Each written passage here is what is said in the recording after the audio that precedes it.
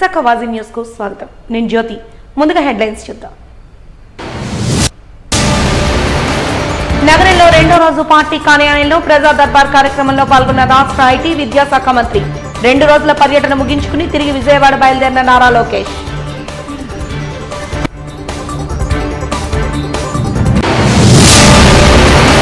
Court hospital ను private పరం చేయొద్దంటూ ఎగసిన నిరసన, టెండర్ ఆహ్వానిస్తున్న ప్రతులను దగ్ధం చేసిన కార్మికులు.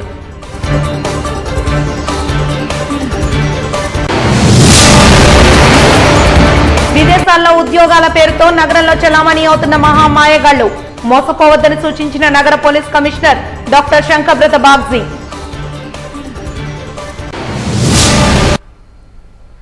ఇక వివరాల్లోకి వెళ్తే, విశాఖలో పర్యటిస్తున్న విద్య, ఐటీ శాఖల మంత్రి నారా లోకేష్ 2వ రోజు ఉదయం తెలుగుదేశం పార్టీ జిల్లా కార్యాలయంలో ప్రజా దర్బార్ కార్యక్రమాన్ని నిర్వహించారు. మంత్రి లోకేష్ ను స్వయంగా కలిసి ప్రజలు తమ సమస్యలు విన్నవించుకున్నారు. ప్రతి ఒక్కరిని విజ్ఞప్తిని పరిశీలించి సమస్యల పరిష్కారానికి కృషి చేస్తామని మంత్రి హామీ ఇచ్చారు. కాంట్రాక్ట్ స్టాఫ్ నర్సుల సమస్యలు పరిష్కరించాలని ఏపీ నర్సెస్ స్ట్రగుల్ కమిటీ ప్రతినిధులు మంత్రి నారా లోకేష్ ను కలిసి విజ్ఞప్తి చేశారు. కాంట్రాక్ట్ విధానంలో డిఎంఈ, ఏపీవీవీపీ, డిపిహెచ్, ఎన్హెచ్ఎం విభాగాలలో పనిచేస్తున్న నర్సులను రెగ్యులర్ చేయాలని, 100% గ్రాస్ జీతం అమలు చేయాలని, పరస్పర అంగీకార బదిలీలు అమలు చేయాలని, బీమా అందించాలని వారు కోరారు. జర్నలిస్టులకు 4 సెంట్ల చొప్పున ఉచితంగా ఇళ్ల స్థలాలు కేటాయించడంతో పాటు 10,000 రూపాయల పెన్షన్ సదుపాయం, కరోనాతో మృతి చెందిన వారికి పరిహారం తదితర సమస్యలు పరిష్కరించాలని జర్నలిస్టు సంఘాల ప్రతినిధులు కూడా విజ్ఞప్తి చేశారు.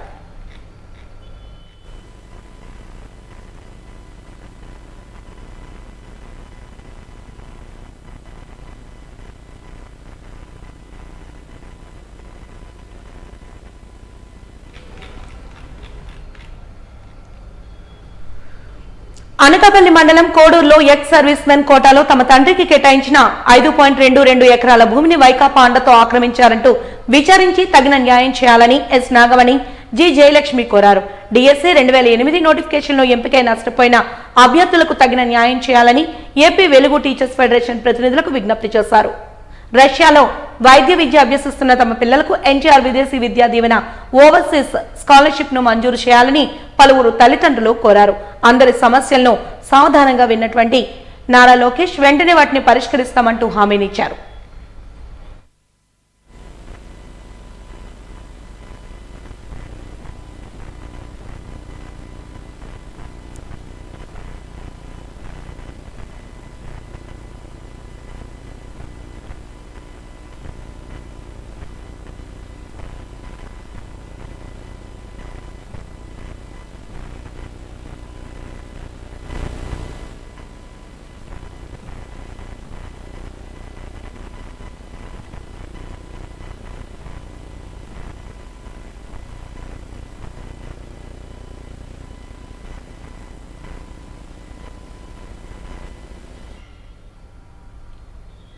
తిరుమల మహాపుణ్యక్షేత్రంలో జరిగిన అపచారానికి ఆంధ్ర రాష్ట్ర ఉప ముఖ్యమంత్రి పవన్ కళ్యాణ్ చేస్తున్న ప్రారంభ దీక్షకు మద్దతుగా దక్షిణ నియోజకవర్గ పరిధిలో 33వ వార్డు వెంకటేశ్వర మెట్ట వద్ద జరిగిన వెంకటేశ్వర స్వామి వారి సన్నిధిలో శుద్ధి కార్యక్రమాన్ని నిర్వహించారు.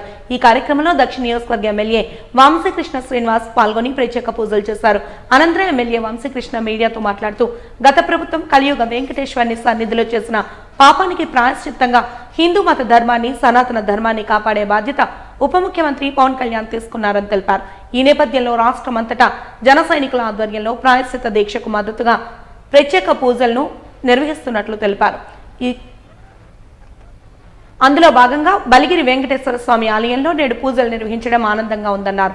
ఈ కార్యక్రమంలో ఉత్తరాంధ్ర జిల్లాల కోఆర్డినేటర్లు, జిల్లా నాయకులు, గ్రేటర్ విశాఖ కార్పొరేటర్లు, మాజీ కార్పొరేటర్లు, వార్డు అధ్యక్షులు, వివిధ విభాగాల అధ్యక్షులు, కూటమి శ్రేణులు, వీర మహిళలు పాల్గొన్నారు. విశాఖపట్నం సౌత్ నియోజకవర్గంలో వెంకటేశ్వర మెట్ట ప్రాంతంలో ఉన్నటువంటి అత్యంత పురాతనమైన వెంకటేశ్వర స్వామి టెంపుల్ ఉంది. ఈ ప్రాంతంలో ఎంతో ప్రసిద్ధి అది.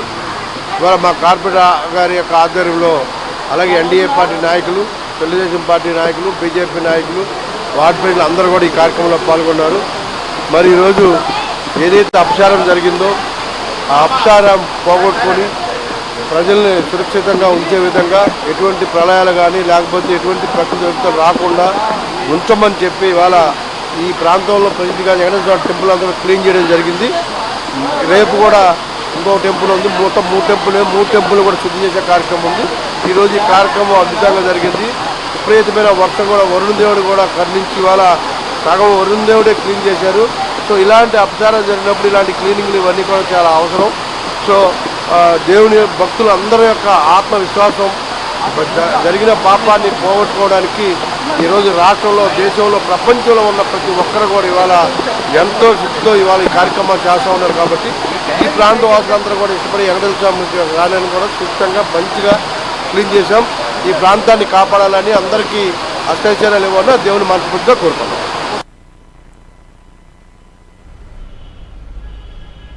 గత 2 రోజులుగా వాయిదా పడుతున్న జీవీఎంసీ కౌన్సిల్ సర్వసభ్య సమావేశంలో నేడు గురువారం 3వ రోజు కూడా కొనసాగాయి. నగర మేయర్ గొలగాని హరివెంకట కుమారి అధ్యక్షతన జీవీఎంసీ కమిషనర్ సంపత్ కుమార్ ఆధ్వర్యంలో నగరంలోని పలు వార్డుల కార్పొరేటర్లు పాల్గొని తమ వార్డు సమస్యలపై పరిష్కారాన్ని కోరుతూ తమ గళాన్ని వినిపించారు. అదేవిధంగా గత ప్రభుత్వంలో జరిగిన అనేక వైఫల్యాలను ఎత్తి చూపుతూ మేయర్తో వాగ్వాదానికి కూడా దిగారు.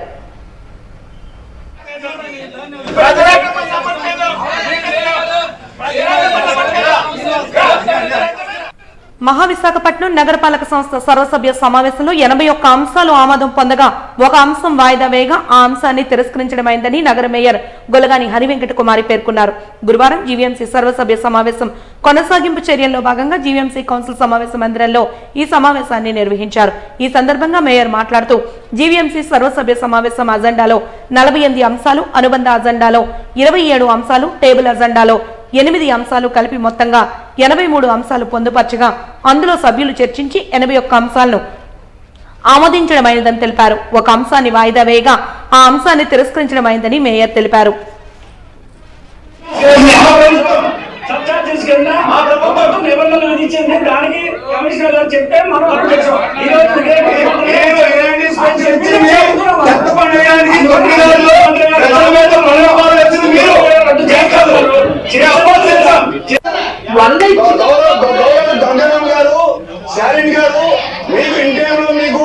వాళ్ళు ఫిర్యాదు చేసి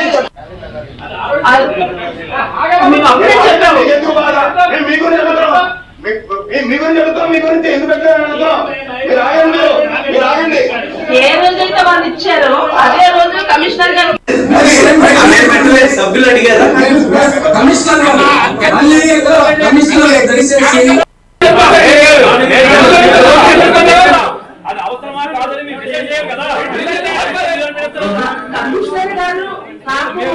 ఇచ్చినా కూడా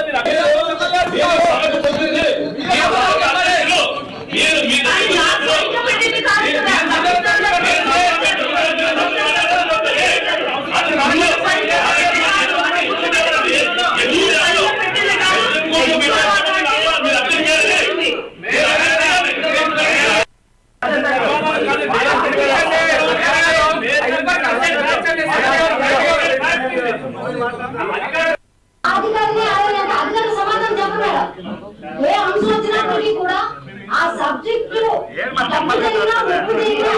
అది మీకే చెబుతుంది కాబట్టి అది మీరు మాత్రమే సమాధానం చెప్పాల్సింది. ఎందుకంటే ముందస్తు అనుమతి మీరు తీసుకున్నారు కాబట్టి అది మీరే బాధ్యత అవుతుంది తప్ప మీరు ఎవరో అధికారిని మీరు చెప్పండి అది నాకు సంబంధం లేదు అన్న విషయం అనేది ఈ సభకి కాదు. కాబట్టి అయ్యేదానికి మీరే కాబట్టి అందులో ఉన్నటువంటి రుజువులు ఏమన్నా ఏమున్నా ఏం జరిగినా అంతా విశాఖలో భారీగా వర్షాలు కురిశాయి. బంగాళాఖాతంలో ఏర్పడిన అల్పపీడనం కారణంగా విశాఖలో గురువారం ఉదయం నుంచి భారీ వర్షాలు కురుస్తున్నాయి. రహదారులపై భారీగా వర్షం నీరు చేరింది. జనజీవనం అస్తవ్యస్తంగా మారింది.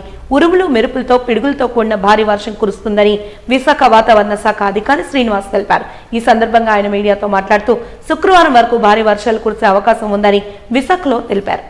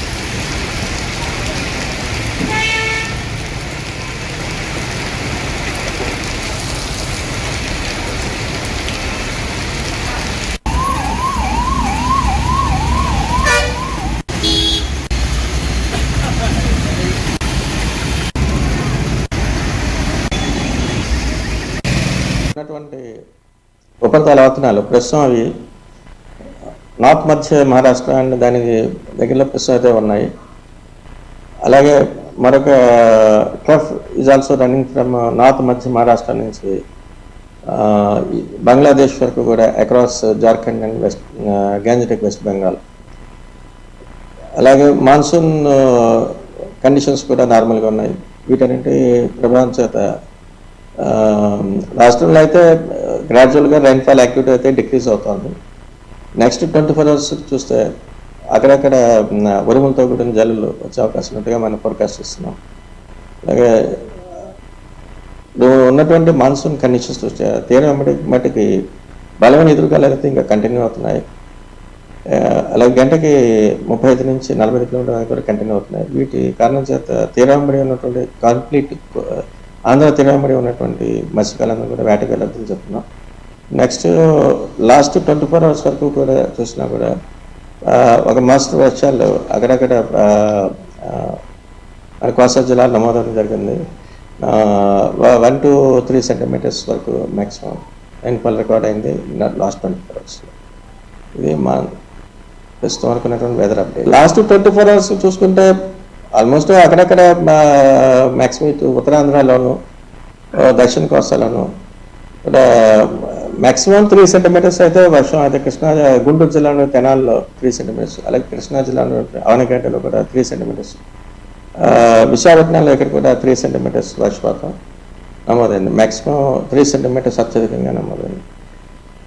అక్కడక్కడ అది కూడా అక్కడక్కడ నమోదవడం జరిగింది లాస్ట్ 3 days. ఎందుకంటే ఆల్రెడీ 2 days బ్యాక్ ఏర్పడినటువంటి అల్పపీడనం అది బలహీనపడి ప్రస్తుతం మనకి ఉపరితల ఆవర్తనాలు మాత్రమే కనిపిస్తుంది. అవి కూడా మన ఆంధ్ర తీరం నుంచి క్రమేపీ మూవింగ్ వెస్ట్వర్డ్. నిన్నైతే ఛత్తీస్గఢ్ చూసాం, క్రమేపీ విదర్భ, నెక్స్ట్ మధ్య మహారాష్ట్ర అటువైపు వెళ్ళాలి. దాని ప్రభావం క్రమేపీ మనకి దాని వల్ల వచ్చేటువంటి వర్ష ప్రభావం క్రమేపీ తగ్గిపోతూ వస్తుంది.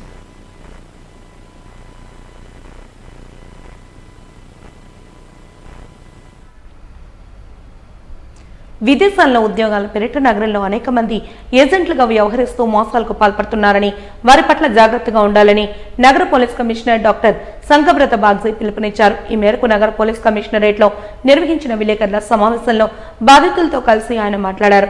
ఈ సందర్భంగా బాధితులు మాట్లాడుతూ విదేశీ ఉద్యోగం పేరుతో మోసపోయామని ఆవేదన వ్యక్తం చేశారు. అక్కడికి వెళ్లిన తర్వాత పరిస్థితులు తారుమారయ్యాయని, చావే శరణ్యం అనుకున్న సమయంలో విశాఖపట్నం పోలీసుల చొరవతో తిరిగి నగరానికి చేరుకున్నామని తెలిపారు. తమలా ఎవరూ మోసపోవద్దంటూ హితవు పలికారు. ఇటువంటి ఇబ్బంది ఏ కుర్రవాడికి జరగకూడదని నేను మీ మీడియా ముందుకు రావాల్సి వచ్చిందండి. నాకు ఏప్రిల్ 25న నాకు అమ్మారుడు బ్యాంకాక్ ఉద్యోగానికని వెళ్తానంటే పంపించానండి. ఏమన్నాడు, నాకు సిపి గారు ఈ మన డిపార్ట్మెంట్ అందరు నాకు హామీ ఇవ్వడం వల్ల నానా నువ్వు చనిపోవు, మన డిపార్ట్మెంట్ తీసుకొస్తాను నాకు హామీ ఇచ్చింది, నువ్వు అలాంటి మాట్లాడకని కూడా చెప్పానండి, మెసేజ్ పెట్టాను. దాన్ని బట్టి మీ అందరికీ నాకు వందనాలు తెలియజేస్తున్నానండి.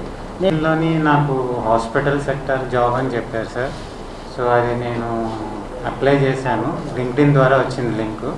సో ఆ లింక్ ఓపెన్ చేయగానే మాకు జాబ్ ఉన్నదని చెప్పారు, అంటే నా ప్రొఫెషన్ పరంగా ఉన్నదని చెప్పారు. సో ఆ పరంగా నేను బ్యాంకాక్లో జాబ్ అనగానే మంచి కంపెనీ కదా అనుకొని నమ్మి నేను జాబ్కి అప్లై చేయడం జరిగింది. వాళ్ళు వితిన్ 2 daysలో నాకు సెలక్షన్ అని చెప్పారు, సెలెక్ట్ అయిపోయారని చెప్పారు. నువ్వు సెలెక్ట్ అయ్యారమ్మా, నువ్వు వెంటనే రావచ్చు అని చెప్పారు. సో టికెట్ అన్నీ వాళ్ళే తీసి ఇచ్చారు. నేను వెళ్ళిన తర్వాత బ్యాంకాక్ డిఎంకే ఎయిర్పోర్ట్లోకి నేను వచ్చాను. వచ్చిన తర్వాత నన్ను రిసీవ్ చేసుకోవడానికి వస్తానన్న వాళ్ళు 5 minutesలో వస్తానని చెప్పారు, కానీ రాలేదు. వాళ్ళు రాకుండా వేరే గ్రూప్ లాగా వచ్చి నన్ను కిడ్నాప్ చేసి తీసుకెళ్ళవలసి వచ్చింది. తీసుకెళ్ళి మయన్మార్లోని నన్ను ఈ చైనీస్ కంపెనీలోని నాకు పని చేయమని చెప్పారు.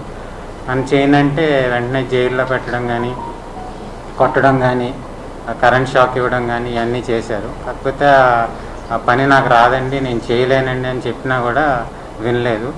సో ఆ పని అంటే స్టాక్ మార్కెటింగ్ కానీ, ఫెడెక్స్ కానీ, క్రిప్టో కరెన్సీ ఇవి టైప్లో ఉంటాయి. ఆన్లైన్ హనీ ట్రాపింగ్ అని అంటే మనం ఒక లేడీస్ లాగా మాట్లాడి చాటింగ్ చేసి వాళ్ళకి రీఛార్జ్ చేయించడం కానీ వాళ్ళ అకౌంట్స్ తీసుకోవడం కానీ అలాంటివి చేయాల్సి ఉంటుంది. ఏదైనా చేయకపోతే మాత్రం కొట్టడం కానీ ఇవన్నీ చేసేవారు. సో ఆ టైంలోని ఎవరికి చెప్పాలో ఎలా చెప్పాలో తెలియక ఫోన్స్ కూడా లాగేసుకుంటే మా సిస్టమ్స్ ద్వారా నాన్నగారికి మెసేజ్ పెట్టడం జరిగింది.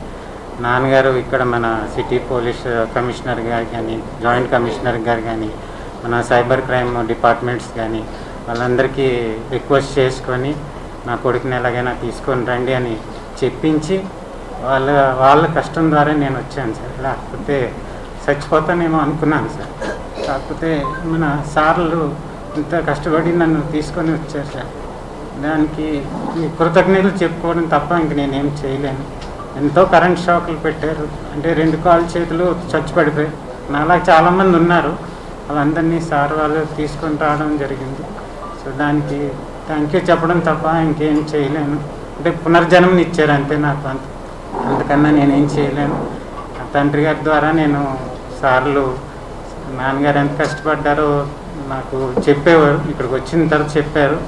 తర్వాత టికెట్ కూడా వాళ్ళే నాకు స్పాన్సర్ చేయించారు. సో దాని ద్వారా నేను ఇక్కడికి రావాల్సి వచ్చింది.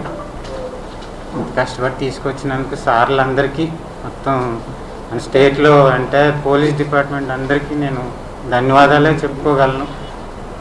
మన అందరికీ తెలుసు, మన దేశం నుండి, మన రాష్ట్రం నుండి, మన నగరం నుండి చాలామంది ఉద్యోగాల కోసం బయటికి వెళ్తున్నారు. కొందరు ఏజెంట్స్ నమ్మించి తీసుకెళ్తారు. తర్వాత ఫారెన్ దేశంలో, ఫారెన్ కంట్రీలో కొందరు చాలా సఫర్ అవుతారండి. నా కుడి పక్క ఉన్న వ్యక్తి అలాగే సఫర్ అయ్యి రిటర్న్ వచ్చారండి. ఏప్రిల్ నుండి సెప్టెంబర్ వరకు గత 5 నెలల్లో విపరీతమైన టార్చర్ ఆయన ఫేస్ చేశారండి. ఆయన ప్లస్ ఆయన తండ్రి ఈరోజు వచ్చారండి. ఈ స్టోరీ మీకు ఎందుకు తెలియజేస్తున్నామంటే భవిష్యత్తులో ఇటువంటి టార్చర్ ఎవరు ఫేస్ చేయకూడదు. మనం అందరం గుర్తుపెట్టుకోవాలి, ప్రొటెక్టర్ ఆఫ్ ఇమిగ్రెంట్స్ అని ఒక ఆఫీస్ ఉంది ముఖ్యమైన నగరాల్లో. హైదరాబాద్లో కూడా ఉంది. వాళ్ళే మన దేశంలో కొందరు ఏజెంట్స్,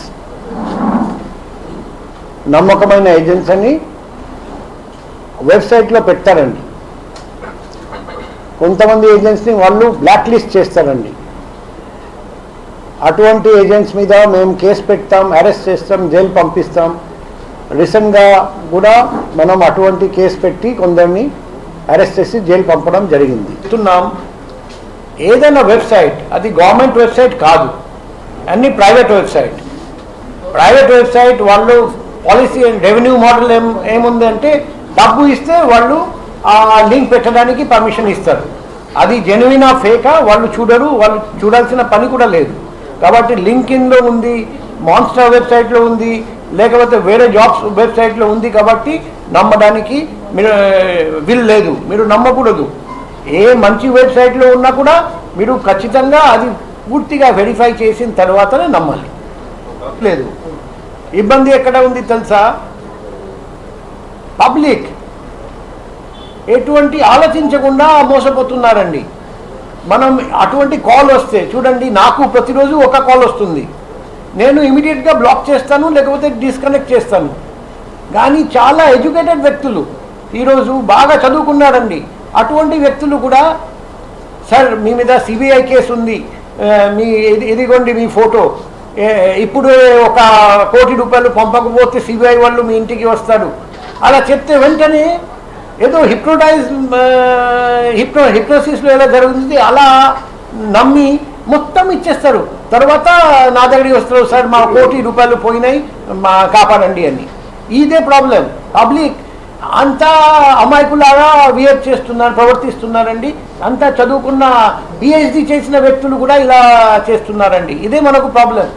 కాబట్టి మేము ఒక ఫిల్మ్ తయారు చేస్తున్నాం. 25-26 మోడస్ ఆపరెండి మేము గుర్తించాము. ఒక మోడస్ ఆపరెండి మీద ఒక ఫిల్మ్ తయారు చేసి, ఈ అన్ని ఫిల్మ్ తయారు చేసి వీధికి వెళ్తాం, ప్రతి ఊరికి వెళ్తాం, ప్రతి మూవీ హాల్లో చూపిస్తాం.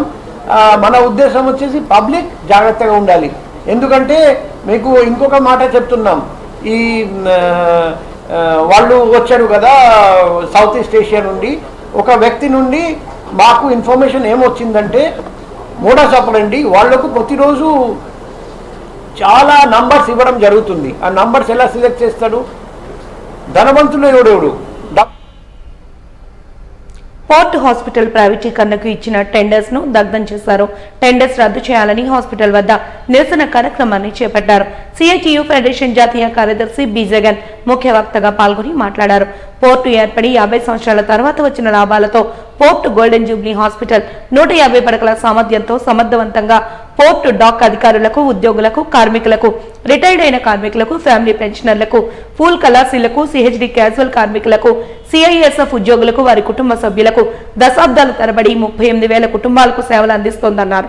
పోర్టు ఈ సంవత్సరం 386 కోట్ల లాభం వచ్చిందని, అలాగే 171 కోట్లు కేంద్ర రాష్ట్ర ప్రభుత్వాలకు పన్నులు కట్టామని తెలిపారు.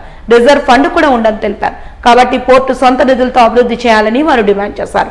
ప్రైవేటు వారి చేతుల్లోకి పోర్టు హాస్పిటల్ వెళితే తిరిగి వచ్చే అవకాశం లేదని అన్నారు. అప్పుడు వైద్యం వేలాది మంది port dock pensioner, pool casual కుటుంబాలకు దూరం అవుతుందని తెలిపారు. మొదట్లో బ్రహ్మాండంగా ఉంటుందని భ్రమ పెట్టినా ఇది సాధ్యం కాదని తెలుపుతూ ప్రతులను దగ్ధం చేశారు.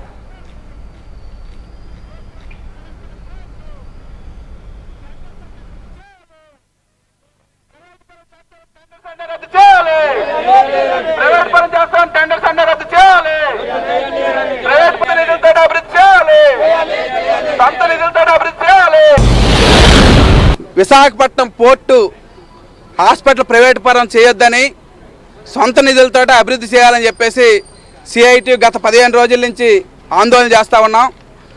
ఒక మాటలో చెప్పాలంటే విశాఖపట్నం పోర్టు వచ్చిన తర్వాతే విశాఖపట్నం అభివృద్ధి అయింది. ఆ రకంగా విశాఖపట్నం అభివృద్ధికి తోడ్పడింది విశాఖపట్నం పోర్టు. విశాఖపట్నం పోర్టు ఏర్పడి 50 ఏళ్ళ తర్వాత సంపాదించి ఇక్కడ కార్మికులు కష్టపడి వచ్చిన లాభాల నుంచి పోర్ట్ హాస్పిటల్ ఏర్పడింది. అందుకే గోల్డెన్ జూబ్లీ హాస్పిటల్ అని పేరు వచ్చింది.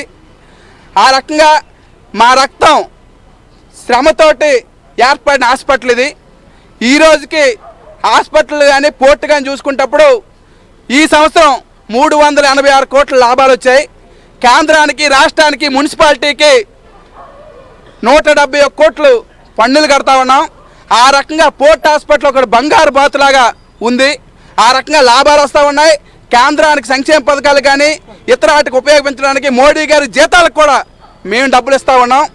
అటువంటి పరిస్థితుల్లో ఈరోజు మాకు వెల్ఫేర్ మెజర్గా ఉన్న మా హాస్పిటల్ని ప్రైవేట్ వాళ్ళకి దారాదత్తం చేయాలని చెప్పేసి మోడీ గారు నిర్ణయం చేసుకున్నారు.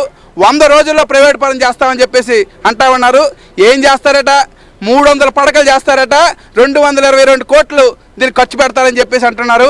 ఇప్పటి వరకు విశాఖపట్నం పోర్టు చరిత్రలో చాలా బెత్తలు ప్రైవేట్ పరం చేశారు. ఓహెచ్ని ప్రైవేట్ పరం చేశారు. అలాగే పెట్టుబడి పెడతారన్నారు.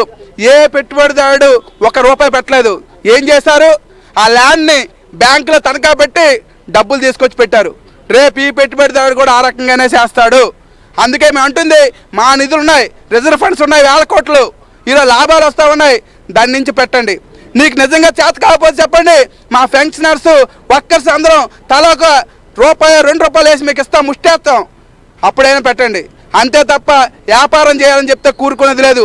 ఇప్పటికే నువ్వు చాలా మాటలు చెప్పావు. పక్కనే కళావాణి ఉంది, ప్రైవేట్ వాళ్ళకి ఇస్తే బాగా అభివృద్ధి చేస్తారన్నావు. ఏం చేసావు? అంతకుముందు మాకు 50,000 వచ్చేది, ఇప్పుడు 5 లక్షలు అయింది. అంటే రేపు వ్యాపారం, ఈరోజు ఆరోగ్యం కూడా రేపు వ్యాపారం చేయాలని చెప్పేసి ఆలోచన తప్ప ఇంకోటేం కాదు. అందుకే పోర్ట్ హాస్పిటల్ని ప్రైవేట్ వాళ్ళకి దారాదత్తం చేస్తామని నిన్న రాత్రి 6 గంటలకి టెండర్ కాపీలు పెట్టారు. ఏంటంత భయం మీకు? రాత్రి 6 గంటలు పెట్టడం ఏంటి? అంటే మీరు ఎంత భయపడుతున్నారో, ఎంత దొంగతనం చేస్తున్నారో స్పష్టంగా అర్థమవుతుంది. అందుకే ఆ టెండర్ కాపీల్ని ఇప్పుడు దగ్ధం చేసాం. దగ్ధం ఒకటే కాదు, ఆ టెండర్ రద్దయ్యే వరకు ఈరోజు సిఐటి పోట్లాడుతుంది. ఇప్పటికే కార్మికులందరినీ కలుపుకొని వెళ్తున్నాం. కార్మిక సంఘాలు కలిసి రావాలని చెప్పి కోరుతున్నాం. లేదంటే విశాఖపట్నంలో ఉండే కార్మిక సంఘాలు తెలుగుదేశం పార్టీ తొలి శాసన సభ్యత్వాన్ని నమోదు చేసుకున్నందుకు తనకెంతో ఆనందంగా ఉందని విజయనగరం ఎంపీ కలిదిండి అప్పలనాయుడు ఆనందాన్ని వ్యక్తం చేశారు.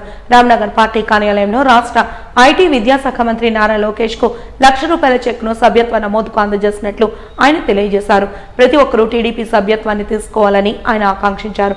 పార్టీ బలోపేతమయ్యేందుకు కార్యకర్తలు ఎంతో ముఖ్యమని గుర్తు చేశారు.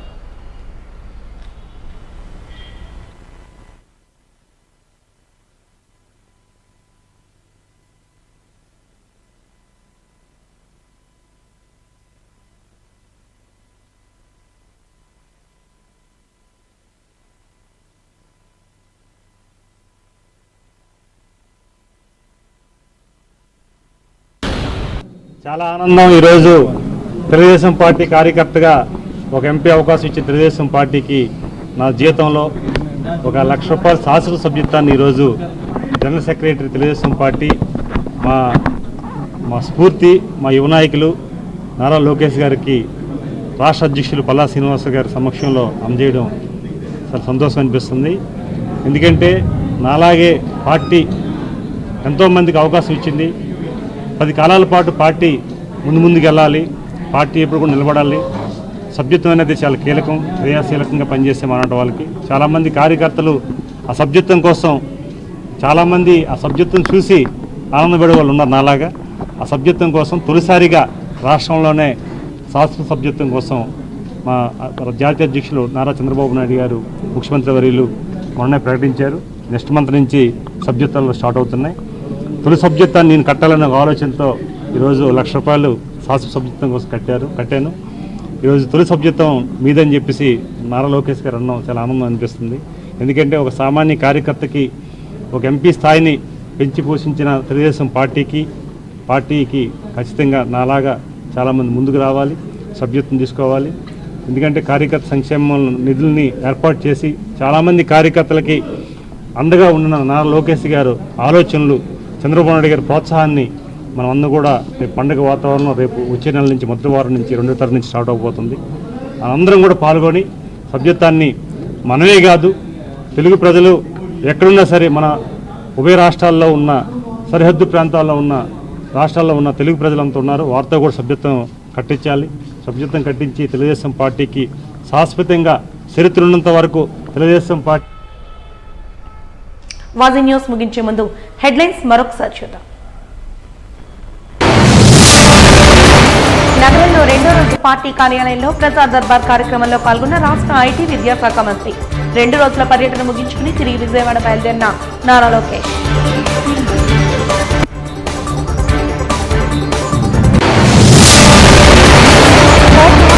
ప్రైవేటు పరం చేయొద్దంటూ ఎగసిన నిరసన. టెండర్ ఆహ్వానిస్తున్న ప్రజలను దగ్ధం చేసిన కార్మికులు.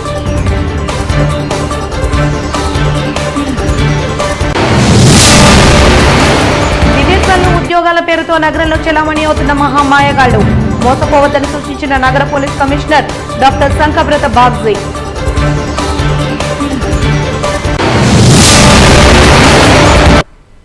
వాజీ న్యూస్ ఇంతటితో సమాప్తం. నమస్కారం.